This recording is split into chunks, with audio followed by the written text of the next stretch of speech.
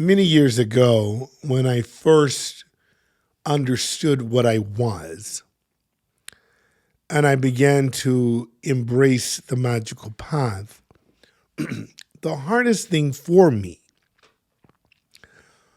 was not the books or studying or the lectures, but it was finding community. There's a lot of charlatans out there. There's a lot of people that they like the magical aesthetics. Their house looks like it. They wear the copetons, the magical hats, but their heart's really not in the craft. And it was difficult finding a group of like-minded people. Many witches that I came in contact with in the early stages of my magical life, where I knew, my whole life was magical, but when I really understood my path, most of these people were what you would call worldly minded. They weren't really magical beings. They liked the idea, they liked how it looked, but they really weren't into the movement. And I found that very disappointing because I wanted it to be like Harry Potter. I wanted it to be Diagon Alley, and I would go to the Burrow. I find the Weasleys. I find Lupin. I find Sirius. And it wasn't like that at all. Most people saw the craft kind of like a hobby, or kind of like, they do magic, but their lives are not magical. And I ran into a lot of Harry Potter fans, especially when I went to Florida and went to Hawk Meets there. And you run into the fan group, you run into those that like dressing up kind of like cosplay, but not really practicing the craft, not really doing the work of the craft. They just, like how it looked. And sadly, this went on for years. Trying to find people that really lived a magical life was a very difficult thing. And it still is. I have a group, but, is not as many as you think it is.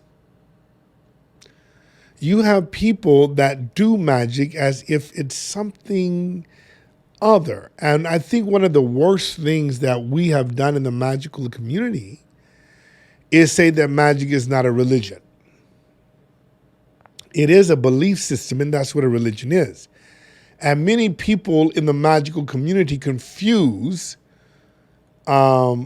religion with a faith. So they're saying what they're saying is not like Catholicism. It's not like Baptist. It's not like being a Buddhist. It's not like being a Muslim. And they call this a religion, but a religion just simply means to be bound to a religious act or ritualistic act. And we do a lot of rituals in magic. We do a lot of things. We call down the moon. We observe the will of the year. We blow cinnamon through the open door. We do a lot of things that are rituals.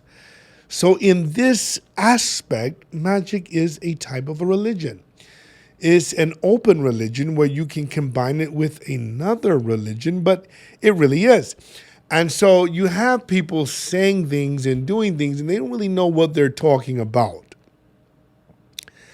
And yet these very people are the people that people are looking at to be teachers and to be instructors in this community. So what you end up having is a bunch of people that's talking stuff, but they really don't know what they're talking about. And so the craft, in a way, is left empty of power, you know? I was talking with a witch from San Francisco, and she took a journey, her and her coven took a journey to go to Massachusetts. And she wanted to go down there, and she thought it was going to just be amazing. And she thought it was just going to be just wonderful. And she was looking forward to going, counting the days down. And when she got there, she was somewhat disappointed at how commercialized the craft was. I mean, just really commercialized.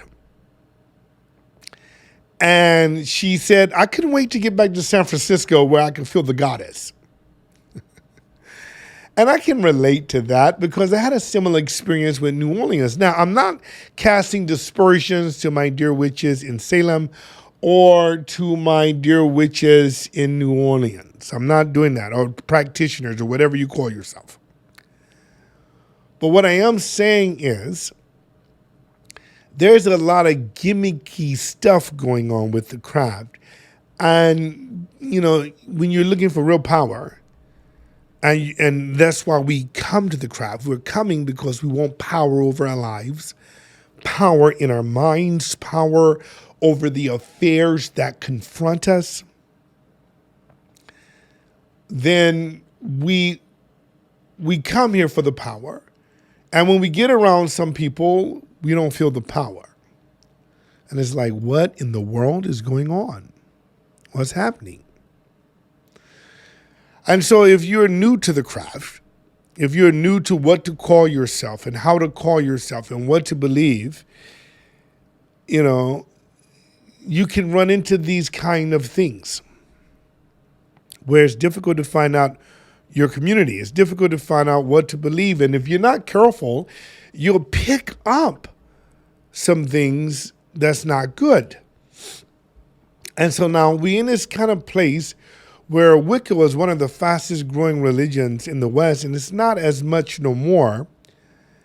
You know, we haven't had too many magical movies come out. You know, usually when the magical movies come out and you know, magic is cool, it's hip, then we have an influx of people wanting to do the craft. But when it's not, it kind of goes down. And in my opinion, this is a good thing because we get to cut away the chaff. You know, if you're really a witch, if you're a magical practitioner, then magic is not something you do off and on. It's a lifestyle. You live magic day by day. You wake up in the morning with the blessings of the goddess on your tongue. You go throughout the day with the strength of the God in your being.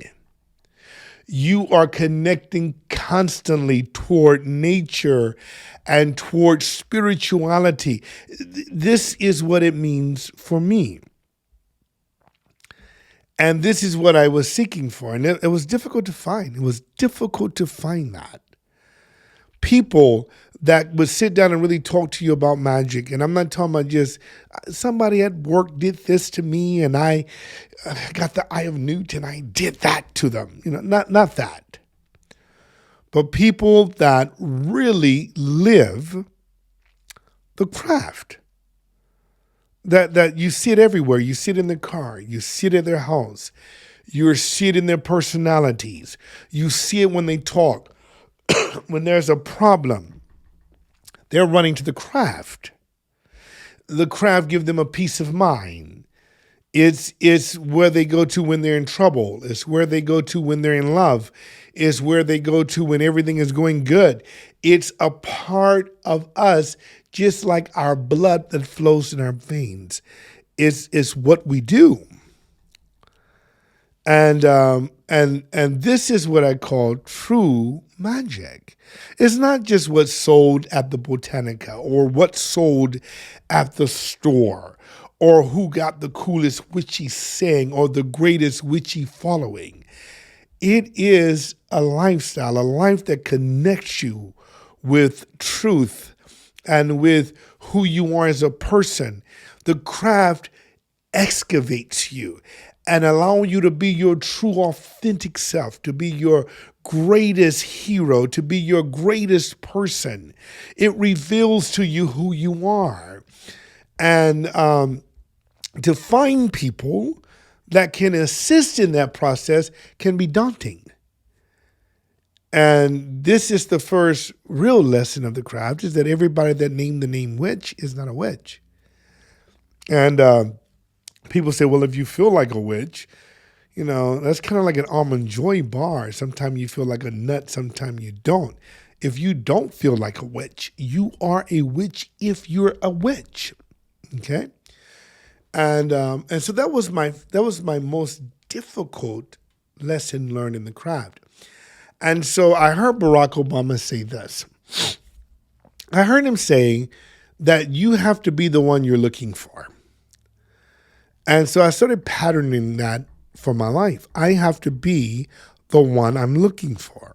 I have to be the witch I wish to see in the world. And so I went more inward than outward. And I stopped seeking my rescuer. I stopped seeking my savior.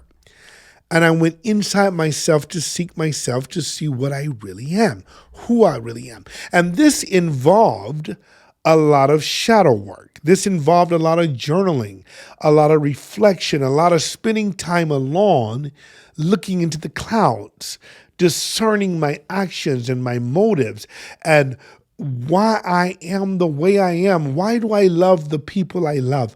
Why have I chose the friends I've chosen? Why do I do on a daily basis the things that I do? And this was important. And I had to really understand it and really pay attention to it. And now I love the life that I live. I love where I am. I still have a ways to go, but I love where I am. So I hope these words blesses those of you that are truly seeking, and ran into this wall of people that are claiming to be magic, not really being magic, or, you can't tell a difference really. There's some of us want more. Some of us want more than just a reading for all of the Scorpios.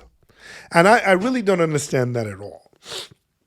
I'm a Scorpio, and I don't understand how you can read for all of us, because not every Scorpio is the same.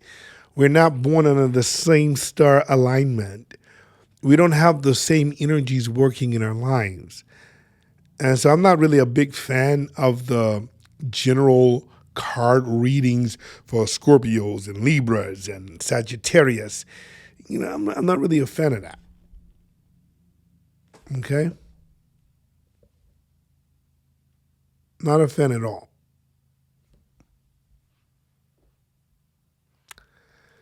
But, you have those out there. I'm more into how do you have power and how do you effectuate change in life in a real sense. Yeah. That's what I'm more into. And I think that's why we have so many people leaving Wicca, leaving magic, leaving the magical paths. Because in many cases, they found out that in many cases, we're no better than the other organized religions when people are actually seeking more. Well, I hope it helps. This is Albion. This is The Haven. And until next time, blessed be.